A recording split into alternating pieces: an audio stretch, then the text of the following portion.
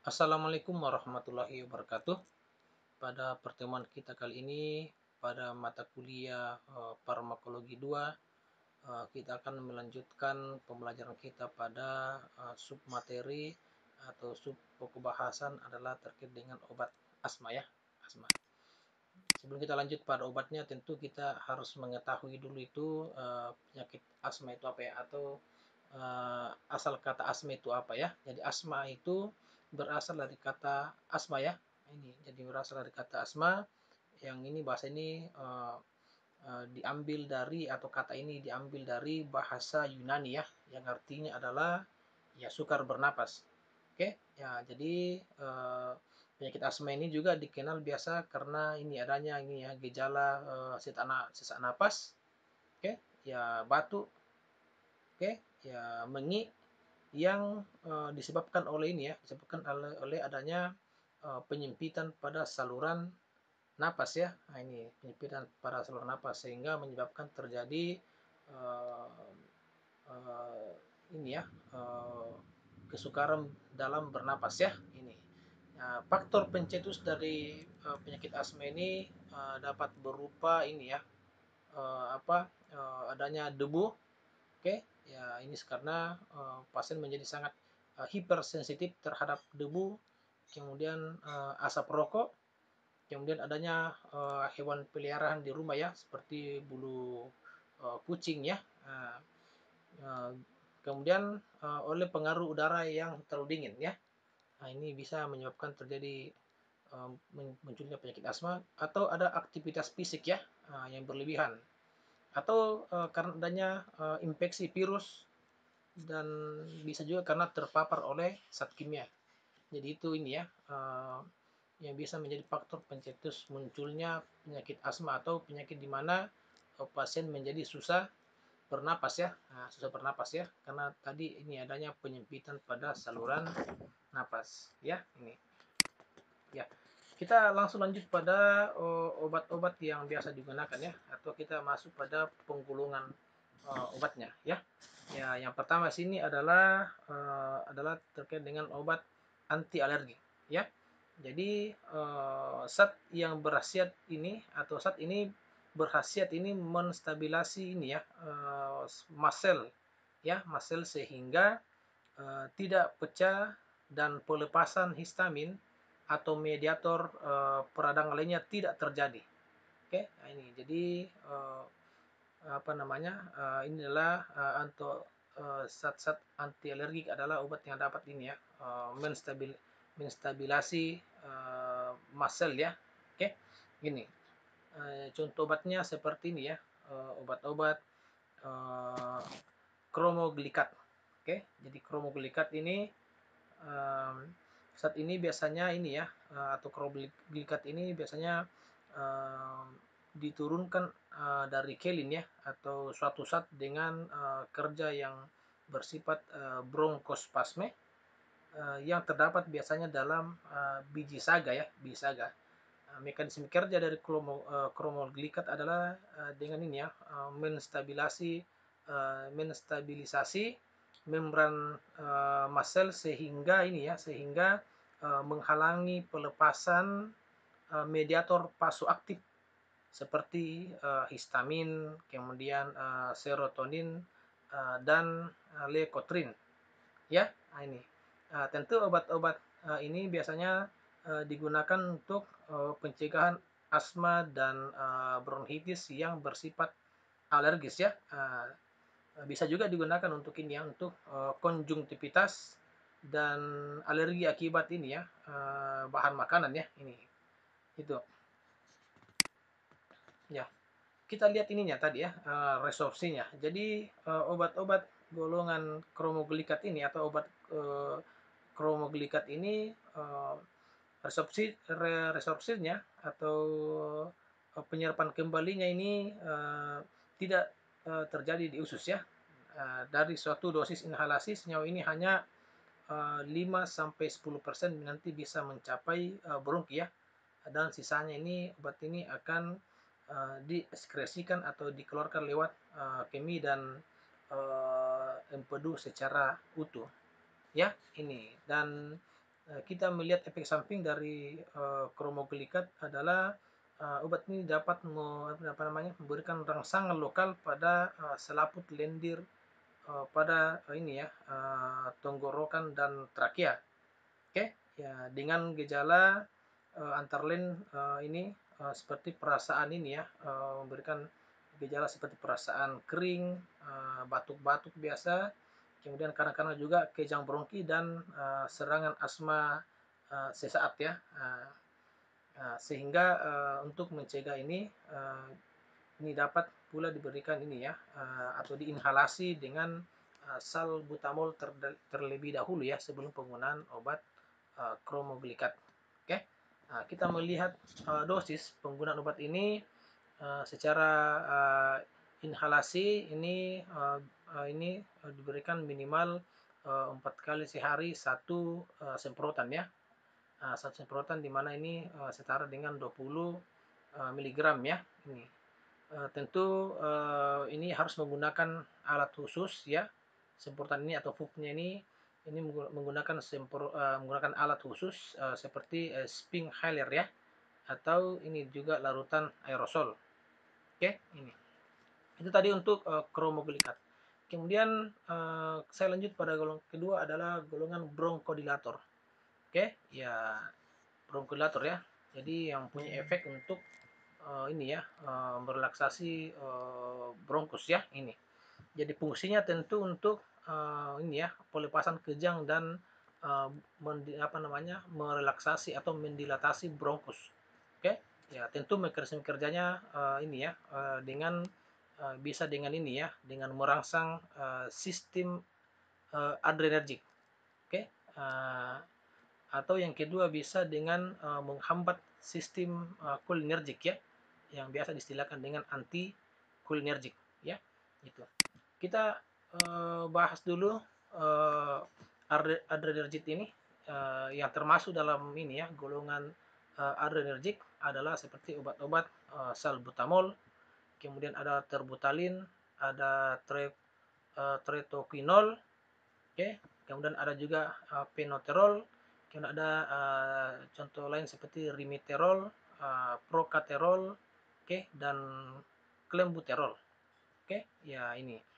Ya, tentu obat-obat ini bekerja secara ini ya, secara selektif terhadap reseptor beta 2 adrenergic ya, yang bisa menimbulkan efek bronkospasmolitis. Oke, ya bronkospasmolisis dan obat-obat ini tentu tidak ini ya, tidak mempengaruhi reseptor beta 2 ya, beta 1 yang apabila di stimulus reseptor beta 1 ini maka akan menyebabkan efek stimulasi pada jantung ya ini. Bagaimana mekanisme kerja dari obat-obat golongan adrenergic ini? Golongan adrenergic ini bekerjanya adalah dengan menstimulasi reseptor beta 2 di trakea atau di batang tenggorok yang mengaktifkan ini ya adenyl siklase, menghasilkan adenyl siklase, di mana adenyl siklase ini dapat memperkuat pengubahan adenosin trifosfat atau ATP menjadi CAMP atau cyclic adenosine monofosfat. Oke, jadi adenyl siklase ini memperkuat pengubahan ATP menjadi CAMP. Oke, dan dengan meningkatnya kadar cyclic adenosine monofosfat ini dalam sel, maka akan ini ya menghasilkan beberapa efek melalui enzim fosfokinase ya, antara lain ini ya menghasilkan bronkodilatasi dan penghambatan pelepasan mediator oleh mast cell ya ini. Jadi ini adalah kerja daripada golongan tadi ya adrenergic ya, seperti tadi salbutamol, terbutalin dan lain ya ini. Kita berikan contoh satu ya, seperti salbutamol ya. Ini nama dagangnya biasa ada dengan pentolin atau salbufen. Oke, ya. Jadi salbutamol ini merupakan derivat dari isoprenalin. Oke, yang pada ini ya, pada dosis biasa memiliki daya kerja kurang spesifik terhadap reseptor beta 2 ya, reseptor beta 2, tetapi mempunyai ini ya, berdaya bronkodilatasi yang baik. Oke, ya ini juga sebenarnya salbutamol juga memiliki sebenarnya efek yang lemah ya terhadap stabilisasi mast cell. Oke, ya ini. Obat ini sebenarnya salbutamol ini lazim digunakan dalam dosis aerosol ya.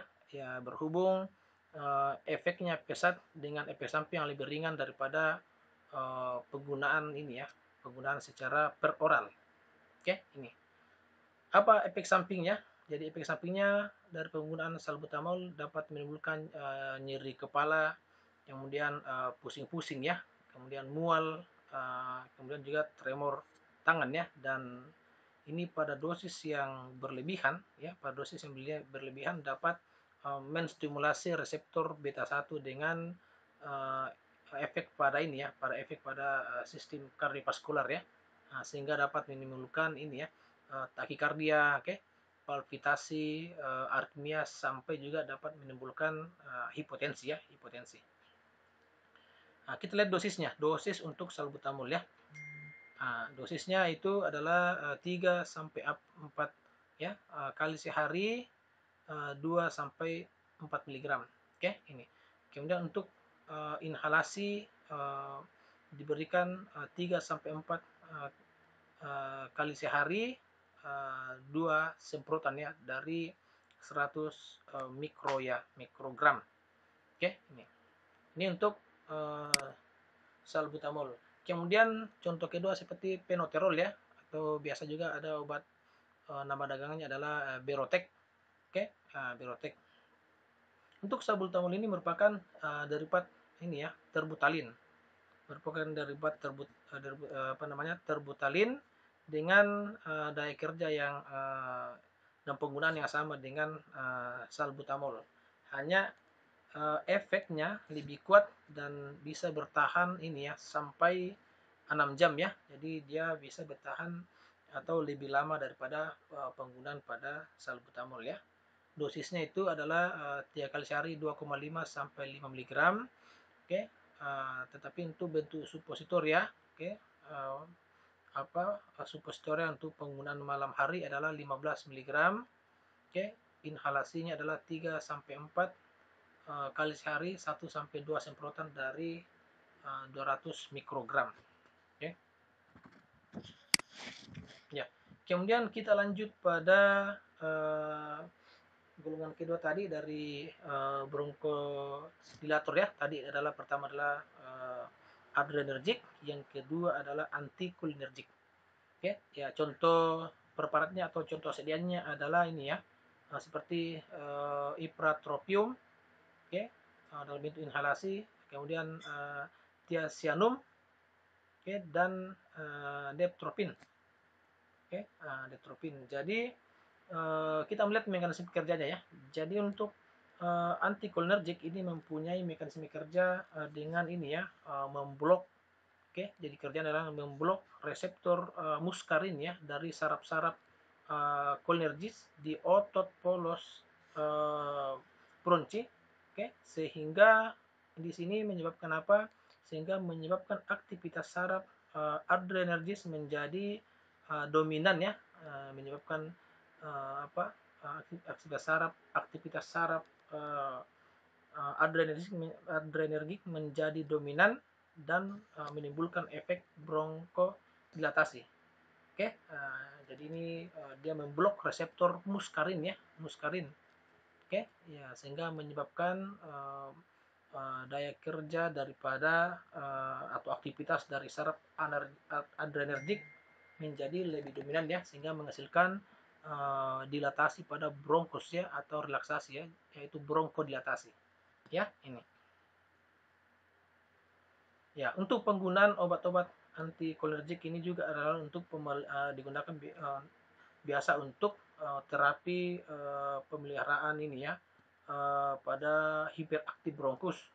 Oke, tetapi juga bisa juga untuk meniadakan serangan asma akut yang biasa diberikan dalam bentuk ini ya, bentuk inhalasi ya, inhalasi.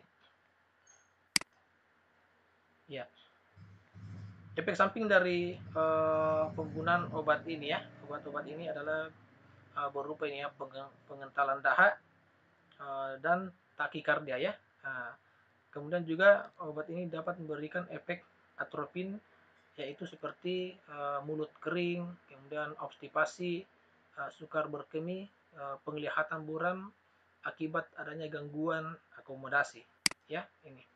Kita lihat contoh obatnya seperti ipratropium. Ini ada contoh sediaan patennya adalah atropen.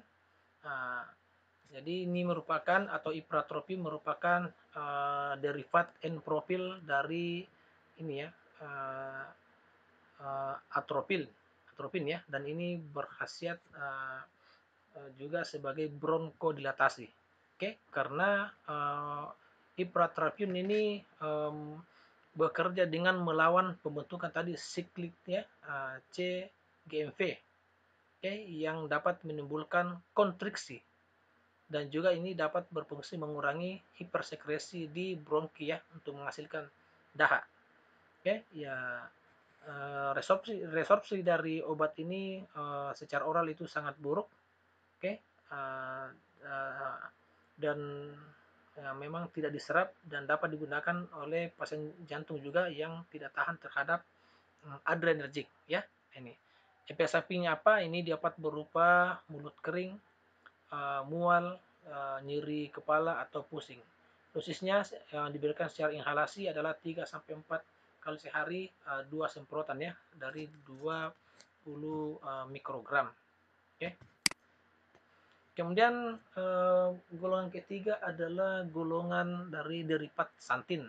Oke, contoh sediaannya adalah seperti teopilin, aminopilin dan koliteopilin. Oke, ya ini. Bagaimana mekanisme kerja dari derivat santin ini? Oke, jadi kerjanya adalah dengan ini ya, memblokade reseptor adenosin. Oke, jadi memblokade reseptor adenosin, kemudian dia juga bekerja secara profilaktis, oke, dan mencegah meningkatnya hiperaktivitas. Oke, ya memang untuk derivat santin juga penggunaannya banyak digunakan pada terapi pemeliharaan, oke, dan efektif juga mengurangi frekuensi dan hebatnya serangan. Ya, ini. Oke, ya. Nah, ini untuk santin ini kita harus perhatikan terkait dengan interaksinya, bahwa pada keadaan akut itu apabila ini memungkinkan dapat dikombinasikan dengan ini ya, dengan beta 2 mimetika ya. Tetapi apabila digunakan hendaknya digunakan secara hati-hati, karena obat ini masing-masing atau saling memperkuat efek terhadap jantung ya.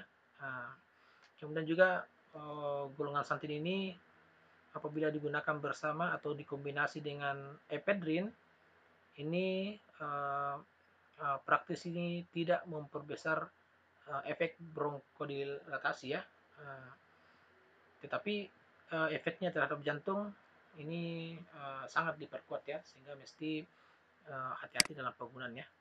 Contoh dari derivat santin adalah seperti teopilin, ya, teopilin ya. Jadi teopilin ini kerjanya dengan ini ya, apa namanya, berdaya spasmolitis terhadap otot polos ya, khususnya otot polos pada bronki ya. Kemudian dia juga akan menstimulasi jantung, oke, dan mendilatasinya.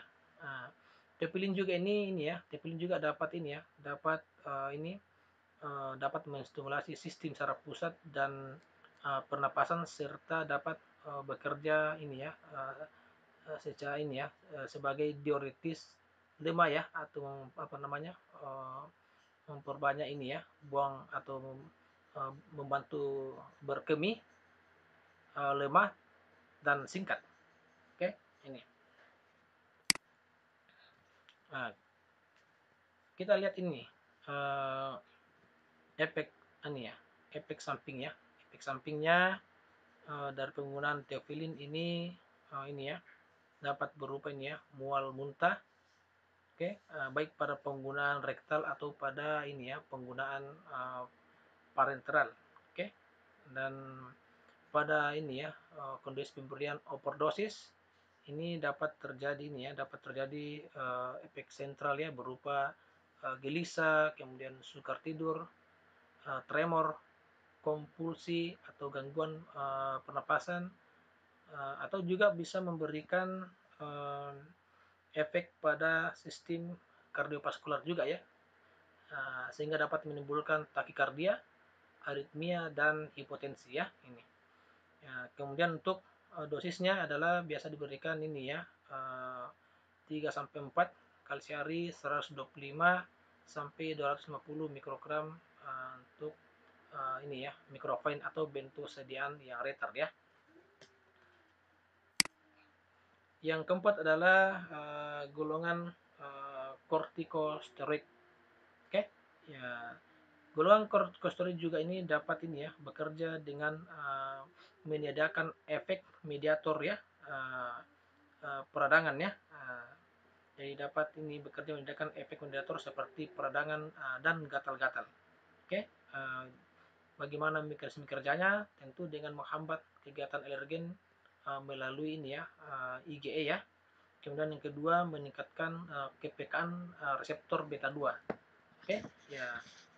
Obat ini memang berfungsi sebagai anti radang, anti radang dengan cara ini ya memblok enzim fosforilase sehingga pembentukan mediator peradangan prostaglandin atau leukotrin dari asam arakidonat ini menjadi terhambat ya ini.